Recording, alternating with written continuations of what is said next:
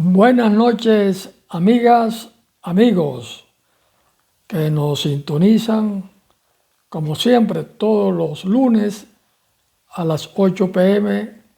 por Washington TV, en nuestro programa Reflexiones Políticas, conducido por este servidor, René Núñez Rodríguez. La semana pasada analizamos el tema, el debate que viene suscitándose entre derecha e izquierda, que era un debate, dijimos, que tuvo mucho trabajo de discusión en el siglo pasado. Bueno, en ese programa logramos explicar las razones de ese debate en el siglo pasado y cuáles son las razones que ahora están privando. Y yo hacía allí una serie de clasificaciones entre los autoritarismos y la democracia. Decía que eran ambos, tenían los extremos allí. Había autoritarismo de izquierda y autoritarismo de derecha. Y también afirmaba de que había democracia de izquierda y democracia de derecha. Y explicaba pues los elementos que de alguna manera identifican estas posiciones en ambos extremos. Y concluíamos de que el debate que tenemos que promover, que provocar, que hacerlo realidad en todo tiempo, es el debate, es la discusión entre autoritarismo y democracia. Porque el pueblo tiene que entender, y esa es la responsabilidad de los liderazgos, de explicarle las consecuencias de los sistemas y no que se queden únicamente lo que todavía algunos grupos tratan de clasificarlo, de izquierda y de derecha, de izquierda y de derecha, y el pueblo, bueno, ¿qué es izquierda, qué es derecha? Lo que tenemos que centrar el debate que hay que estar discutiendo si estamos o no de acuerdo con el autoritarismo o con la democracia. Ese es el gran debate. ¿Quiénes apoyan el autoritarismo? ¿Quiénes apoyan a la democracia, a las libertades, al respeto a los derechos humanos, a la justicia social? Ese es el debate. Y traigo a colación, al comienzo de la discusión del tema de hoy, porque la semana pasada hubo acá en Estados Unidos varias elecciones, en Nueva York, en Virginia, en New Jersey. Y en Nueva York ganó un demócrata que se ufana o que se define como socialista. Y tiene en estos momentos toda una discusión que cómo era posible que en Nueva York se le diera el voto a un socialista. Pero además de declararse el demócrata socialista, es un musulmán, practica su religión musulmán. Él nació viene de Uganda, un estado africano. Y viendo la parte positiva, y luego hablaremos la parte negativa de esta elección, es que una demostración más de este sistema político en los Estados Unidos, donde se respetan las libertades. Aquí hay libertad de culto. Por lo tanto, quizás para los latinos andan preocupados por lo que ocurrió en Nueva York con esta victoria de Mandani, que se declara socialista, un demócrata socialista. Pero lo positivo es que, bueno, aquí se respeta la libertad de culto. Y eso es lo más importante. Sin embargo, también puedo traer a colación ironía de la historia, que en Nueva York, ¿se acuerdan del 11 de septiembre cuando acabaron con las Torres Gemelas, donde el gran autor material e intelectual de ese atentado criminal, Bin Laden, musulmán, atentó con el centro económico, financiero de los Estados Unidos y del mundo, Nueva York? Y eso hay que verlo de esa manera. Ahora gana, esa es la ironía, gana un musulmán, o sea que es de esa religión musulmana, la alcaldía de uno de los países mayores, uno de los estados más poblados de los Estados Unidos, y el centro financiero económico de los Estados Unidos y del mundo, Nueva York. Esa es la ironía de la historia. Esta semana, claro, yo muy poco lo conocía, pero ayer hubo una entrevista que le hizo un medio de comunicación internacional y nacional acá también, y le preguntaban a este joven de 36 años, el nuevo alcalde, uno de los más jóvenes que ha pasado por acá a nivel de gobierno, ¿qué opinaba de Maduro?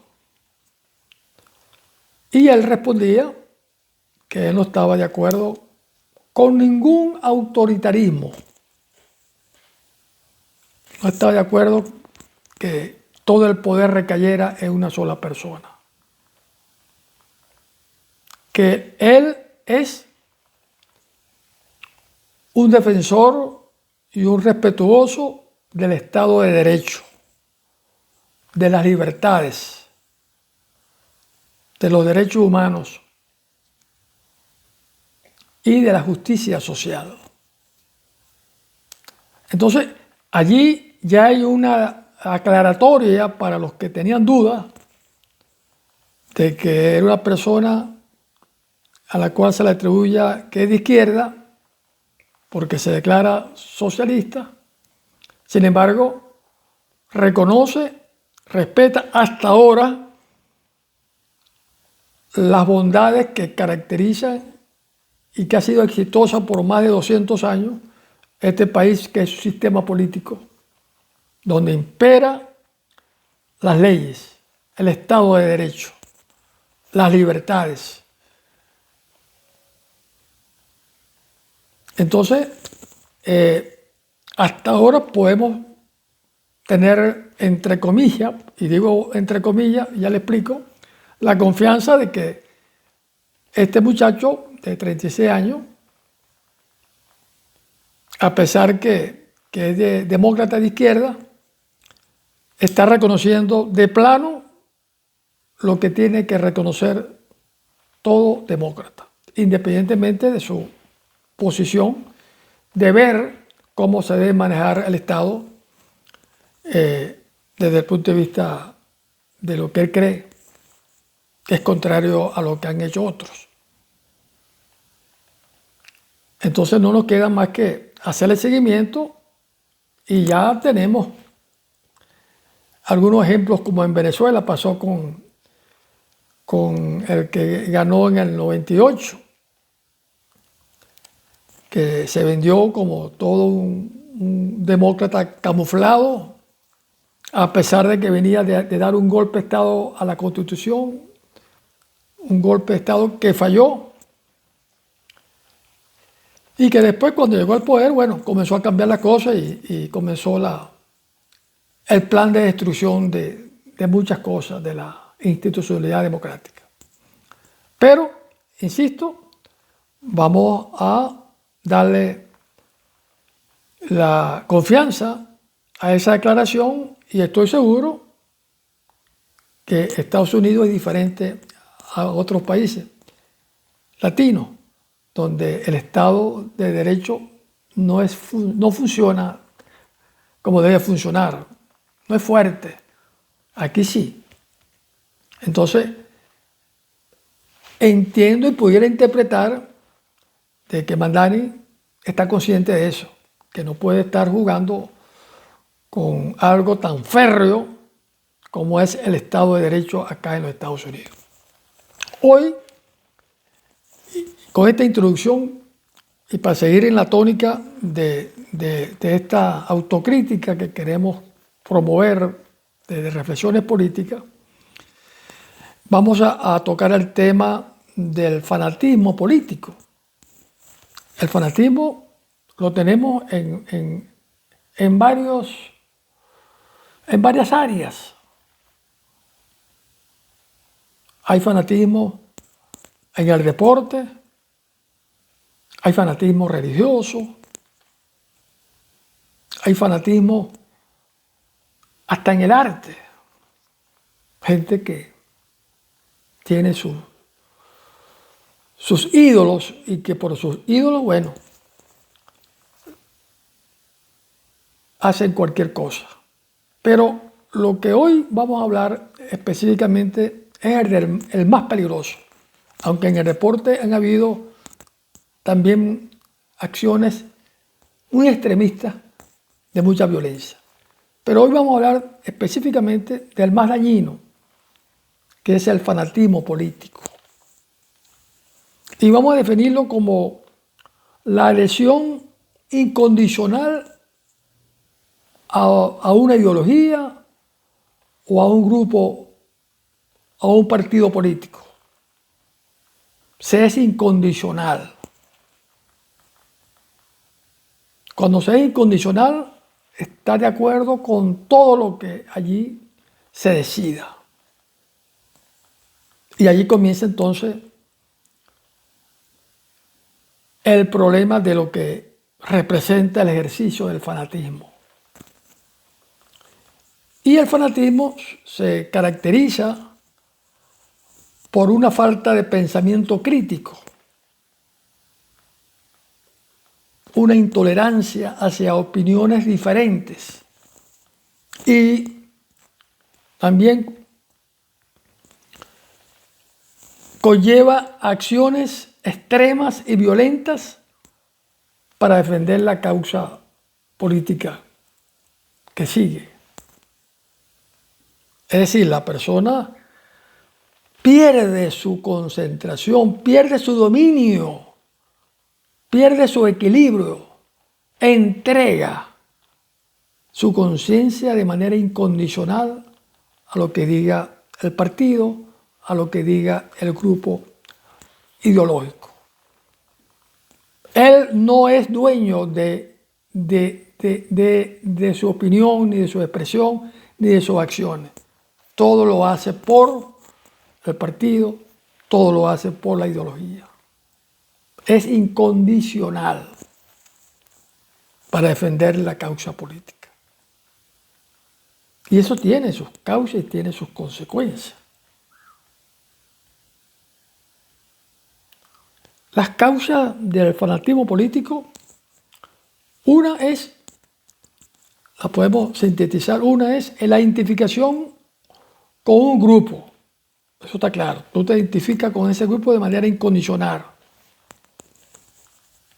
Porque quieres pertenecer a él y sentirte grande, sentirse poderoso, porque se sientes representado por ese partido, por esa ideología.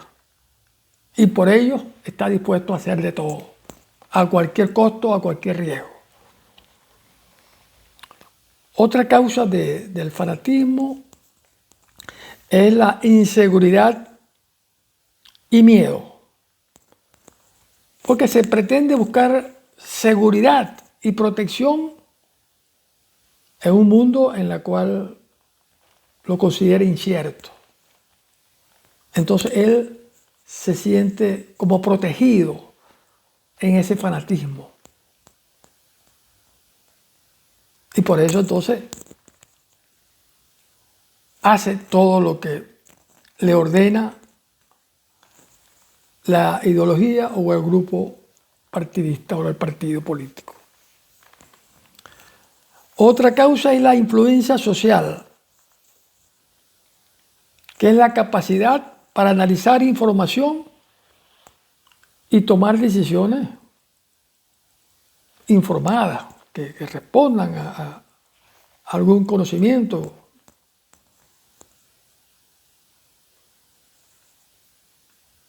No analiza.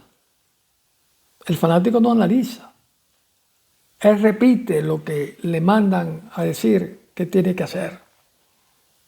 Como dije antes, no tiene dominio de su conciencia, La tiene prestada, la tiene entregada, la tiene hipotecada al partido, a la ideología. No ve otra razón, la razón es esa. No ve ni su propia verdad, la de él. Ni la reconoce, sino la reconoce la de otros.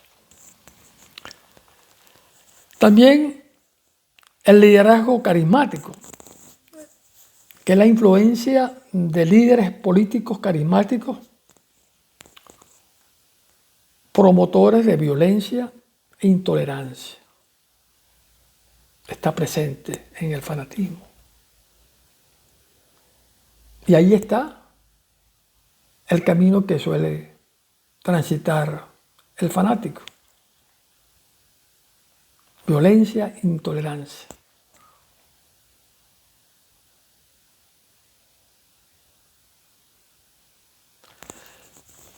Otra causa, por supuesto, ya es externa, esta, bastante general, la desigualdad social y económica, que es la percepción de injusticia y exclusión que lo puede llevar a la radicalización política, al extremismo. Como se siente desigual, entonces él toma el camino de la violencia, de la radicalización de su acción y de su pensamiento,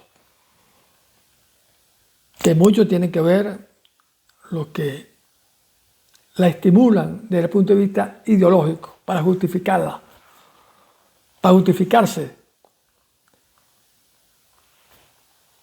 No nos olvidemos que el socialismo y el comunismo invoca o promueve la igualdad social, algo que es imposible, porque somos seres humanos diferentes, que tenemos gustos diferentes, que tenemos intereses diferentes, que somos individuales diferentes, tenemos ADN diferentes. Sin embargo, ellos engañan a los pueblos que van a lograr la igualdad social. Y lo menos que hacen es eso. Lo que provoca es la desigualdad social, la incrementa, la potencia, aplastando a la gente hacia abajo, obligándolos a obedecerlos, sin discusión alguna. Y el fanatismo tiene unas consecuencias brutales.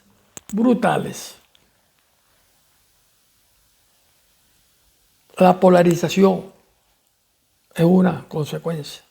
¿Por qué? Porque divide a la sociedad en bandos opuestos. Ellos son los dueños de la verdad, creen en eso como algo que no hay otra verdad, y por ser incondicionales a su partido, a su ideología, entonces dividen a la sociedad.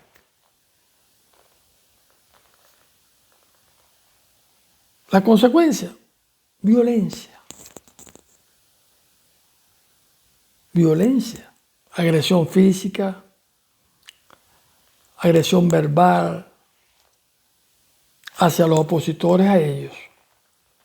Todos los que son opositores a lo que ellos son o representan, actúan, responden con violencia verbal y física. Porque así están, lo entrenan de esa manera desde el punto de vista psicológico, ideológico. Y el ejercicio, incluso, de cómo hacerlo. Fanático.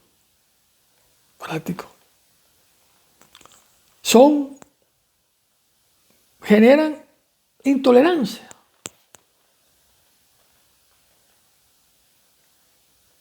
No reconoce, faltan el respeto a las opiniones diferentes. No aceptan opiniones de otros, sino la verdad de ellos. Absolutamente son ellos los dueños de la verdad. Y quien no la tenga y quien no la comparta, entonces van contra ellos con violencia. Porque es la manera de imponer su, entre comillas, para ellos verdad, pero para la realidad su mentira.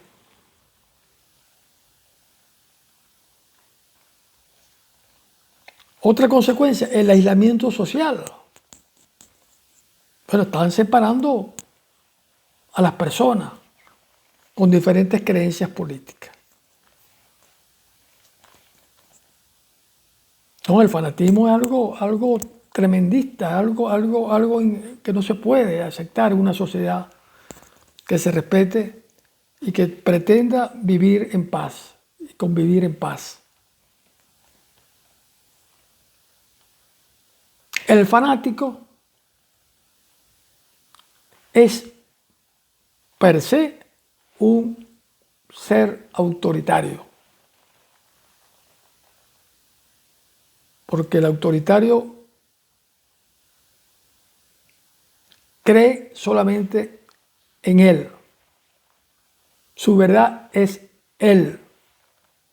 No reconoce otra verdad, no reconoce otras interpretaciones, otras posiciones, sino la de ellos. Entonces, el fanático es un autoritario per se. No solo es autoritario el que manda, no, el fanático también es un autoritario per se. Y peor, porque no tiene dominio de él. Es como el tipo que está drogado. Y es él el que actúa, el que hace daño, el que comete cualquier delito, pero él no tiene conciencia de lo que está haciendo. Ese es el fanático. Y mira los daños que ha hecho en la humanidad. Y si lo llevamos entonces, estamos hablando del pueblo común que se hace fanático, porque los líderes también son fanáticos y son mucho peores. Y más cuando tienen el poder. Porque entonces tienen toda la capacidad de hacer daño a los que piensen diferente.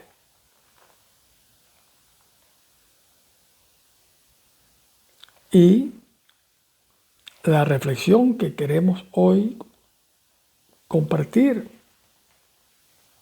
no es necesario que usted se convierta en fanático. Mantén su criterio. Usted puede seguir su partido en el que cree, en la ideología que pertenezca. Pero tenga su propio criterio. Porque si usted lo mandan a sumarse de un balcón, usted se vaya a sumar de un balcón porque lo manda o así lo ordenen quien sea. No, señor. Ahí está la clave para tener esa forma de rebatir, de evitar que usted se convierta en fanático. Pero usted tiene que también buscar la información, prepararse, capacitarse, conocerse para tener tu propio criterio. Yo soy, y lo digo y siempre cuando toco el tema también, soy, para poner un ejemplo, cristiano católico. Pero hay cosas, y nuestro máximo líder de la iglesia en el mundo es el Papa. Pero hay temas que yo no he estado de acuerdo con lo que el Papa haya decidido o se pronuncie. Y eso no me hace no seguirlo respetando. Pues es que podemos compartir, podemos estar de acuerdo, pero no necesariamente tenemos que estar de acuerdo a juro. En cualquier organización donde usted se encuentre, hasta en la familia, o sea, también tenemos el ejemplo de la familia. El tema es que podemos estar de acuerdo con los hijos o no. O los hijos están de acuerdo con nosotros o no. Tienen su derecho. Ahora, ¿cuál es nuestra responsabilidad? Y en eso sí tenemos que hacerlo. Defender y explicar de acuerdo a nuestro criterio el porqué del tema que estamos tratando en ese momento. Darle razonamiento, darle lógica, darle racionalidad, darle justificación. Bueno, si el hijo lo convence, bien. Si no lo convenciste, porque bueno, por lo menos tú hiciste lo que tienes que hacer y lo que debe hacer cualquier ser humano. Ayudar a otro a decirle las cosas tal cual como son para su bien. Puede ser que no lo entienda en el primer momento. Y yo lo digo por mí también. Cada vez reconozco las tantas cosas que mi papá, cuando yo era estudiante universitario, él sin ninguna educación superior ni media, me discutía y yo en esa etapa de juventud no la aceptaba o no la compartía con él. Pero él me decía sus razones y lo dejaba hasta allí. Hoy, cada vez recuerdo que mi papá me ganó todas las discusiones que yo recuerdo que hice con él, yo siendo estudiante universitario, en algunos temas que no voy a traer a colación cuáles temas, pero él, por su experiencia, la que yo no tenía, yo tenía a lo mejor la teoría, él no tenía la teoría, pero tenía la experiencia, a pesar también de que él investigaba por su lado. Y hoy la estoy reconociendo. Qué lástima que no lo tengo vivo para decirle, papá, caramba, los temas, ¿se acuerdan que el tema que discutíamos, que tú me decías tal cosa y yo te decía lo otro, tal? Así es la vida. Entonces, conclusión de este tema de fanatismo político o la recomendación que nos obliga a cualquier ser humano de bien a hacer es que debemos fomentar el pensamiento crítico, la tolerancia el diálogo para prevenir el fanatismo político y sin duda promover una sociedad más inclusiva y pacífica. Y eso también la academia, ya yo no estoy en la academia, es obligación recordárselo a todos y cada uno de los alumnos que vayan pasando por la secundaria, por la universidad. Pensamiento crítico tenemos que tener.